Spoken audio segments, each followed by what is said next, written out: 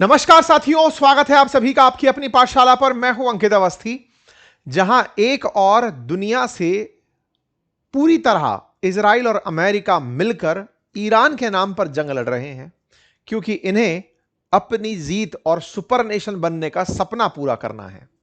इसी बीच में इजराइल के द्वारा फिलिस्तीन के खिलाफ एक फैसला निकाला जाता है। एक कानून, एक आदेश इस तरह से निकल कर आता है कि वो आने वाले समय में पूरी दुनिया का ध्यान अपनी तरफ खींच सकता है। फिलहाल के लिए, चूंकि दुनिया के लिए मुद्दे में बड़े सारे डिस्कशंस हैं, ईरान इजराइल बड़े मुद्दों में शामिल है, इसीलिए चर्चाओं से कहीं दूर चल रहा है। चर्चाओं से दूर रहे लेकिन आप तक पहुंचता रहे, इसी के लिए आज का यह सेशन है।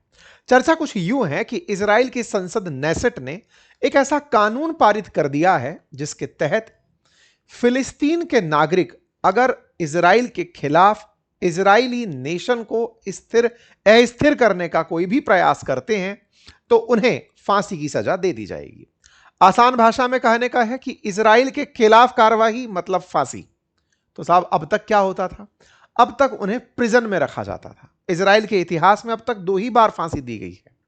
इतिहास में अब तक 2 बार फांसी, और अब कानून ही ये कि आपने अगर इजराइल के खिलाफ कोई भी कार्रवाई ऐसी की जो इजरायली नेशन को अस्थिर करती है, तो फिलिस्तीनियों के लिए विशेष रूप से मिलिट्री अदालत फैसला लेगी, और वो अदालत फैसला लेने के बाद 90 दिन के भीतर भीतर फांसी के फंदे पर लटका देगी। बड़ा सवाल, फिलिस्तीनी शब्द यूज किया जा रहा है। फिलिस्तीन अगर इजराइल के खिलाफ कर रहा है तो इसमें गलत क्या है? अगर गलत है कि फिलिस्तीनियों को फांसी की सजा दी जा रही है, तो भाई इजराइल की अपनी सुरक्षा है, वो जैसे चाहे इससे निपटे। दुनिया इसके विरोध में क्यों? कौन आ गया दुनिया में विरोध में? यूरोपियन देशन, यूनाइटेड नेशंस, कनाडा, ये सब अपने स्टेटमेंट इस फैसले के खिलाफ दे चुके हैं। यानी कि कुछ तो ऐसा है जो कि अभी चर्चा होना बाकी है। तो चलिए आज के सेशन में चर्चा करते हैं, थोड़ा सा समझते हैं फांसी और फांसी से जुड़े इजराइल के इस फैसले में किस प्रकार से एक मंत्री की जिद ने इस फैसले को ला दिया और दुनिया के बीच विमर्श का केंद्र बना दिया। चर्चा है इजराइल के पार्लियामेंट के डेथ पेनल्टी बिल के पास हो जाने की, जिसे डिस्क्रिमिनेटरी कहकर वर्ल्ड रिएक्ट कर रहा है। सुर्खियां हैं कि यह पूरी तरह से इजरायलियों के द्वारा फिलिस्तीनियों को हमेशा के लिए खत्म करने की तरह इस्तेमाल किया जा सकता है। खबर है कि यह डेंजरस एस्केलेशन है। दुनिया इसके ऊपर प्रतिक्रियाओं के दौर में जारी है, इंक्लूडिंग ह्यूमन राइट कमीशन जो यूनाइटेड नेशन है, उसने भी इस पर सख्त प्रतिक्रिया दी है। बढ़ेंगे आगे, एक अपडेट देते चलते हैं। अपडेट यह है कि यदि आप चाहते हैं अपनी वेबसाइट बनाना, प्रोफाइल बनाना, तो आइए इस रविवार को हमारी वेबिनार में, जिसका लिंक कमेंट बॉक्स में पिन है, आप जाकर वहां पर हमारी कम्युनिटी ज्वाइन कर सकते हैं। फ्री व्हाट्सएप कम्युनिटी है, अपनी डिटेल भरकर उसमें पहुंचें और इस चैनल को सब्सक्राइब करते चलें। सब्सक्राइब करने का लिंक भी आपको अपने व्हाट्सएप उस पर दिखता है और इसका करने का कोई चार्ज नहीं लगता है।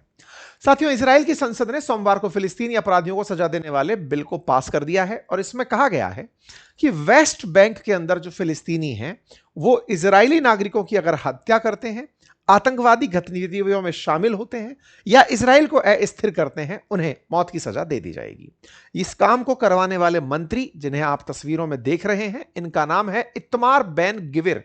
ये इत्मार बेन गिविर नाम के जो मंत्री हैं, ये फार राइट विंग माने जाते हैं, एक्सट्रीमिस्ट माने जाते हैं। फिलहाल इजरायली सिक्योरिटी मिनिस्टर हैं, मतलब इजराइल के खिलाफ जिन्होंने भी अब तक कोई कृत्य किया है, फिर चाहे इजराइल में या इजराइल के बाहर, उन पर अगर कोई इजराइल फैसला लेता है तो शायद वो इन्हीं के नेतृत्व में लेता है। इनके द्वारा कोएलिशन में रहते हुए, गठबंधन में रहते हुए सरकार से डिमांड की गई कि यदि आप हमारा सरकार को समर्थन चाहते हैं तो इस बिल को पास करवाइए, अन्यथा हम सरकार से समर्थन वापस ले लेंगे। इजरायली संसद में 120 सीटें होती हैं। 120 सीटों से मतलब 120 सीटें होती हैं, और जिसमें से बहुमत यानी कि 60 से ऊपर जिसकी भी सीट होगी वो सरकार चलाएगी। बेंजामिन नेतन्याहू की पार्टी का नाम लिकुड पार्टी है, जो कि लगभग 32 सीटों के साथ अपना सरकार चला रही है। प्रधानमंत्री नेतन्याहू हैं, लेकिन अन्य सहयोगी दलों की मदद से वो सरकार चलाते हैं। उनमें से ये जो मंत्री हैं इत्मार बेन गिविर, इनकी पार्टी 6 सीटों के साथ नेतन्याहू के समर्थन में है, लेकिन अगर ये 6 सीटें निकाल लें तो सरकार गिर सकती है। वैसे भी अक्टूबर 2026 में इजराइल के अंदर इलेक्शन है, नेतन्याहू की पार्टी फिर से इलेक्शन में होगी और इनके द्वारा लगातार प्रेशर ये क्रिएट किया जा रहा था कि यदि आप मुझे मेरा बिल पास करने में मदद नहीं करेंगे तो मैं आपको सरकार अभी के अभी गिरा दूंगा। तो बस कुल मिलाकर इन्होंने बिल जोर शोर से पास करवा लिया, अपने समर्थन में प्रॉपर तरीके से इन्होंने वोटिंग करवाई। खुशी के रूप में इन्होंने संसद के अंदर ही शैंपेन की बोतल, शराब की बोतल खोलकर अपनी खुशियों का इजहार किया। ये वो पल है जिस समय पर यह घटना हो रही है समर्थन में, और यहां पर शैंपेन की बोतल लहराते हुए ब्लैन-गिविर आपको दिखाई दे रहे हैं। ये वो घटनाक्रम है जिस समय यहां की स्पीकर यह अनाउंस करती हैं कि साहब ऐसा ऐसा कुछ कर दिया है। यहां पर अनाउंसमेंट में वोटिंग के बाद जो वोट हुआ उसके बाद विजेताओं को यह सूचित किया गया कि देखिए आपने ऐसा ऐसा सदन में बिल पास कर दिया है। बिल पास किया है फांसी के प्रावधान का। ये व्यक्ति पिछले 1 साल से अपने ऊपर फांसी का एक स्टिकर बनाकर चल रहे थे कि मैं फांसी दिलाना चाहता हूं, और फांसी के लिए लगातार इनके द्वारा कैंपेन किया जा रहा था। इस बिल के पास होने के बाद इन्होंने बकायदा अपने साथ वालों को शैंपेन का मतलब शेयर किया, जश्न मनाया और दुनिया को बताया कि अब अगर 7 अक्टूबर जैसी घटना हमास के आतंकी या फिलिस्तीनी इजराइल के खिलाफ करते हैं तो उनके साथ अब नेगोशिएशन नहीं होगा। उन्हें रिटर्न के दौरान, यानी कि ऐसा नहीं होगा कि इतने बंधकों के दौरान, इतने बंधकों के एक्सचेंज में इतने फिलिस्तीनियों को छोड़ दिया गया, नहीं। अगर कोई फिलिस्तीनी इस तरह की हरकत करता है तो उसे 90 दिन के भीतर भीतर फांसी पर लटका दिया जाएगा। मतलब यह डेथ पेनल्टी बिल है जिसे कि पूरी तरह से टेररिस्ट मानते हुए वेस्ट बैंक के लोगों के खिलाफ अप्लाई किया जाएगा। अब यहां पर एक बड़ा सवाल है। फिलिस्तीन असल में इजराइल के दो तरफ है, एक पूर्व की तरफ और एक पश्चिम की तरफ। इजराइल के पश्चिम वाला जो एरिया जिसे आप गाजा कहते हैं, जिसमें आज भी एयर स्ट्राइक चल रही है। सीज फायर के बाद भी लगभग हर दूसरे दिन यहां पर एयर स्ट्राइक होती है। सीज फायर के बाद भी लगभग 500 से ज्यादा लोगों की जान वहां पर जा चुकी है। एक दूसरा हिस्सा और है इजराइल के दूसरी तरफ, पूर्व की तरफ, जिसका नाम वेस्ट बैंक है, जो एक बड़ा एरिया है। उस बड़े एरिया में बहुत सारे क्षेत्र पर ऑलरेडी इजराइल का कब्जा है, लेकिन कुछ सेटलर्स वहां पर बचे हुए अभी भी फिलिस्तीनी हैं। उस क्षेत्र में जो फिलिस्तीनी हैं, अगर वो विरोध करते हैं इजराइल का, मतलब समझिए कि फिलिस्तीन दो ही क्षेत्र में है, वेस्ट बैंक और गाजा पट्टी। वेस्ट बैंक में भी अब फिलिस्तीन बचा नहीं है, बहुत छोटा सा हिस्सा फिलिस्तीन के पास में है। कुछ कुछ कॉलोनीज सी हैं जो कि फिलिस्तीन के समर्थन में है। अगर वो भी किसी तरह से इजरायलियों के खिलाफ कुछ करते हैं तो उन्हें गिरफ्तार किया जाएगा और गिरफ्तार करके उनको सीधी फांसी पर भेज दिया जाएगा। यहां पर एक तथ्य इस तरह से समझा जाना चाहिए कि ये जो क्षेत्र दिखता है वेस्ट बैंक, असल मायने में इतना क्षेत्र सही मायने में है नहीं फिलिस्तीन के पास। और तो और इस क्षेत्र में ऑलरेडी इजरायली जाकर रहना शुरू कर चुके हैं। तो जो यहूदी यहां रहते हैं, अगर उन्होंने कोई भी कृत्य ऐसा किया जो कि देश को नुकसान पहुंचाने वाला है या कुछ भी ऐसा है जो राष्ट्र विरोधी भी प्रतीत होता है, उसे फांसी भी नहीं है। मतलब यहां पर इस क्षेत्र के रहने वाले लोगों के लिए कानून तो आया, लेकिन इस कानून में साफ था कि अगर फिलिस्तीनी हो तो फांसी, अन्यथा नहीं। यहां की न्यायालय में अगर फिलिस्तीन के इस वेस्ट बैंक के हिस्से में रह रहे यहूदियों ने या इजरायलियों ने कोई भी कृत्य किया तो उनके खिलाफ सुनवाई इजराइल की न्यायालय, जो सिविल न्यायालय है, वो करेगी। लेकिन इसमें रह रहे फिलिस्तीनियों ने अगर कोई भी कृत्य किया तो उसका फैसला इसी क्षेत्र में बनी हुई मिलिट्री न्यायालय करेगी, और वो मिलिट्री न्यायालय इस सिविल न्यायालय के दायरे से बाहर है। 90 दिन के भीतर भीतर उसके आदेश की पालना करनी होगी, उसके ऊपर कोई अपील का प्रावधान नहीं होगा। यही सबसे बड़ा कारण है कि इसे भेदभावपूर्ण बताया गया है। यानी यह बिल्कुल वैसे ही है जैसे कभी साउथ अफ्रीका में हुआ करता था कि यदि किसी गोरे को किसी अश्वेत ने मार दिया है तो अश्वेत को फांसी है, लेकिन अगर श्वेत ने किसी अश्वेत को मार दिया है तो श्वेत व्यक्ति यानी गोरे को कोई फांसी नहीं। बिल्कुल वैसा ही कुछ यहां पर इस क्षेत्र में किया जा रहा है कि अगर किसी ने भी कैसा भी कृत्य किया, अगर वो फिलिस्तीनी है तो फांसी पाएगा, लेकिन अगर इजरायली है तो उसके ऊपर कोई चर्चा नहीं होगी। इस पूरे घटनाक्रम से पहले आप ये समझ लीजिए कि इजराइल और फिलिस्तीन का अपना एक लंबा इतिहास है। इतिहास में जिस जगह की आज चर्चा है वो लगातार अशांत क्षेत्र के रूप में अब चर्चा में रहता है। लगातार इजराइल अपने अस्तित्व के नाम पर अपने क्षेत्र को बढ़ाता चला जा रहा है। पहले इसने वेस्ट बैंक के लगभग बड़े हिस्से को अपने कब्जे में ले लिया है। गाजा पर जो कार्रवाइयां हुई वो आपके सामने हैं। अब वो लेबनान का लगभग 10% हिस्सा कब्जा कर चुका है। अपने आप के बफर जोन के नाम पर इसने लेबनान के एक बड़े हिस्से पर कब्जा कर लिया है। ये ताजा अपडेट है। हिजबुल्लाह पर जो धमाके होते हैं वो इसी के नाम पर अपने आप को एक्सपेंड करता हुआ लेबनान की तरफ लेकर चला जा रहा है। इतिहास शुरू होता है 1917 से, जब कहा जाता है कि प्रथम विश्व युद्ध में ऑटोमन एम्पायर की हार के बाद ब्रिटेन ने फिलिस्तीन पर कब्जा किया था। जब हिटलर ने यहूदियों का नरसंहार किया तो उस समय पर यहूदियों ने अपने लिए एक अलग देश की मांग की और उसी मांग के बाद यूएन ने फिलिस्तीन को बांटकर इजराइल बनाने का प्रस्ताव 1947 में पास किया, जिसकी वजह से 1948 में इजराइल नामक देश बना। 1964 में यासर अराफात के नेतृत्व में फिलिस्तीन लिबरेशन ऑर्गेनाइजेशन बना। इस बीच में फिलिस्तीन और इजराइल के बीच में जंग सीखी, जिसमें जंग में इजराइल के खिलाफ मिस्र, जॉर्डन, सीरिया तमाम देश निकल कर आए। लेकिन इस बीच में इजराइल ने बड़े सारे हिस्से लेकर Golan Heights, West Bank, Gaza, इन सब पर कब्जा कर लिया। 1973 में 6 अक्टूबर को अरब देशों ने इजराइल पर फिर से हमला किया और अमेरिका की मदद से इजराइल जीत गया। 1974 में यूएन में फिलिस्तीनी बंटवारे और इजराइल के समर्थन में प्रस्ताव पास हुआ और इसी बीच में 1987 में हमास की स्थापना हुई। शुरुआत में जो 1946 तक ये फिलिस्तीन दिखा करता था, ये धीरे धीरे अब बदलते बदलते कुछ चंद पैचेज में रह गया है।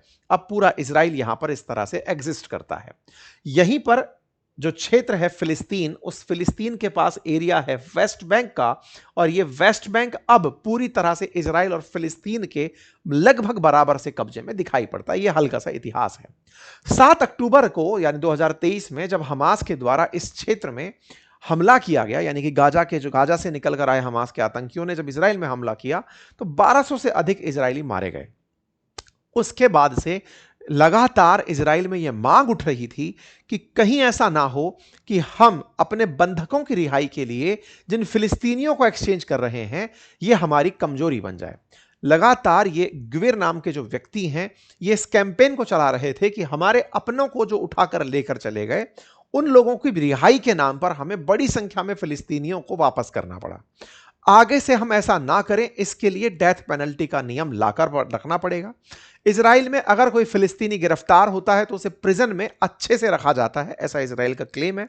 उनका कहना है कि भविष्य में उन्हें ऐसे ना रखा जाए, उन्हें डेथ पेनल्टी दे दी जाए। ये लगातार ये डेथ पेनल्टी की मांग करते हुए चल रहे थे। इनके द्वारा ऑलरेडी हर जगह ये कैंपेन चलाया हुआ था कि अगर इजराइल के खिलाफ हो तो फांसी दी जाएगी। दुनिया में सजा के नाम पर फांसी को वैसे भी बहुत ज्यादा हटाया जा रहा है, बहुत सारे देश फांसी को एंडोर्स नहीं करते, लेकिन ये पूरी तरह से अपनी राजनीति को फांसी के नाम पर फिलिस्तीन के विरोध में, फिलिस्तीनियों के विरोध में लगातार मोमेंट बनाकर चल रहे थे। और ये नेतन्याहू पर प्रेशर क्रिएट करके चल रहे थे कि मैं साथ तब तक हूं जब तक आप मेरी बात मानते हैं। फाइनली ये अपनी बात मनवाने में कामयाब हो गए। इन्होंने सबसे पहले इजरायली संसद में जब इसकी फर्स्ट रीडिंग करवाई, यानी कि सदन में जब ये पिछले साल 2025 के नवंबर में पेश हुआ, उस समय फर्स्ट रीडिंग के लिए जब इनका बिल पढ़ा गया, उसकी एक्सेप्टेंस पर ही इन्होंने मिठाइयां बांट दी थी कि चलो कम से कम संसद तैयार तो हुई। इसके बाद में यूएन के अंदर यह मुद्दा उठा, चर्चा हुई कि साहब इस बिल को वापस लिया जाए, इजराइल ऐसा बिल पास ना करे जिससे कि असमानता का भाव पब्लिक में पता चले। किसी एक देश के विरोध में इस तरह की हरकतें करना, और विशेष रूप से तब जब उस क्षेत्र पर कब्जा आप ही ने कर रखा हो, तो यह एक प्रकार से उस क्षेत्र को खत्म करने का प्रयास भी हो सकता है, क्योंकि वेस्ट बैंक पर major area already west Israel के पास है। तो बचे हुए जो भी फिलिस्तीनी हैं, अगर वो इजराइल के खिलाफ पत्थर भी मारेंगे तो ये उन्हें उठा करके फांसी पर डाल देंगे। ऐसे में बोले ये फिलिस्तीन का, इजराइल का फिलिस्तीनियों को पूरी तरह खत्म करने का एक प्रयास हो सकता है वेस्ट बैंक में। इसके चलते इसका विरोध होना शुरू हुआ। लेकिन इसके बावजूद इजराइल ने 30 मार्च 2026 को इसे अपनी सदन में पास कर दिया और कहा कि अब कोई भी पैलेस्टाइनियन व्यक्ति अगर कन्विक्ट होता है तो उसे पूरी तरह से डेथ दे दी जाएगी। ये पूरी घटनाक्रम करने में पहले नेतन्याहू साथ नहीं थे, लेकिन धीरे धीरे बनते मोमेंट में ये भी इनके साथ हो गए। कुल मिलाकर अपनी सरकार को बचाते हुए बेंजामिन नेतन्याहू ने अपनी पार्टी के साथ, यानी लिकुड पार्टी के साथ गठबंधन में बैठी हुई इनकी पार्टी ओज़मा यहूदित के लिए इनके कानून को लागू कराने में अपना वोट दिया। हालांकि इनके खिलाफ जो अपोजिशन की पार्टी यास आतिद है, यायर लैपिड जिसके नेता हैं, उन्होंने इसका विरोध किया और कहा कि ये जो घटना हम करने जा रहे हैं इसके बाद हम भी हमास जैसे ही हो जाएंगे। अगर हमास इजरायलियों को मारता है और हम इस तरह से हमास की तरफ मतलब फिलिस्तीनियों को मारेंगे तो हम में और उनमें अंतर क्या रह जाएगा। उनका ये क्रिटिसिज्म उनकी जगह रहा। वर्ड में उनके क्रिटिसिज्म को भी जगह दी गई, कहा गया कि उन्होंने सही तरह से विरोध किया है, लेकिन अल्टीमेटली चूंकि ये बिल पास हो गया है तो इनका विरोध अब केवल दिखावा मात्र रह गया है। हालांकि ये अपने आप को केवल बार बार यही कहते हुए पाए गए कि हम ऐसा करके उन जैसे बन रहे हैं जो हमसे नफरत करते हैं। खैर, फिलहाल के लिए चूंकि ये बिल पास हो चुका है, कानून बन चुका है, तो इनकी खुशियों के अंदाजे आप लगा सकते हैं। मिठाइयां बंटना, मिठाइयों के साथ साथ शैंपेन का खुलना सदन के अंदर ये दर्शाता है कि ये पूरी दुनिया को संदेश था कि अब वेस्ट बैंक हमारा है और वो बहुत जल्दी हमारे साथ होगा। कुल मिलाकर के इनके द्वारा किए गए इस कृत्य के विरोध में कुछ लोग सड़कों पर आए तो उन पर जल की इस तरह से वाटर कैनन पे डाल करके उन्हें दूर भगाया गया। तस्वीरें निकलकर आई विरोधियों के खिलाफ एक्शन लेने की। लेकिन इस पूरे घटनाक्रम में यूरोप के कई देश इजराइल के खिलाफ खुलकर बोलना शुरू किए। यूरोपियन यूनियन के कमीशन ने इजराइल से कहा कि आप इस बिल को वापस लीजिए। इजराइल के इस बिल के विरोध में Australia, Germany, France, Italy, UK इन सब ने कहा कि यह गलत है, आप फिलिस्तीनियों के खिलाफ ऐसा एक तरफा फैसला नहीं ले सकते। इतना ही नहीं, बाकायदा यूएन की जो यूएनएचआरसी है वहां पर भी इस मुद्दे को उठाया गया।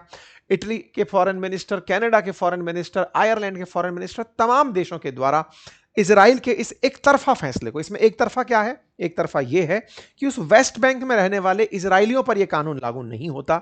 एक तरफा यह है कि यह फिलिस्तीनियों को हटाकर वेस्ट बैंक पर कब्जाने की नीति है। वेस्ट बैंक जो दुनिया को दिखाया जाता है कि यह फिलिस्तीन का है, वास्तव में इजराइल अब उसे इस कानून के माध्यम से पूरी तरह कब्जे में ले लेगा।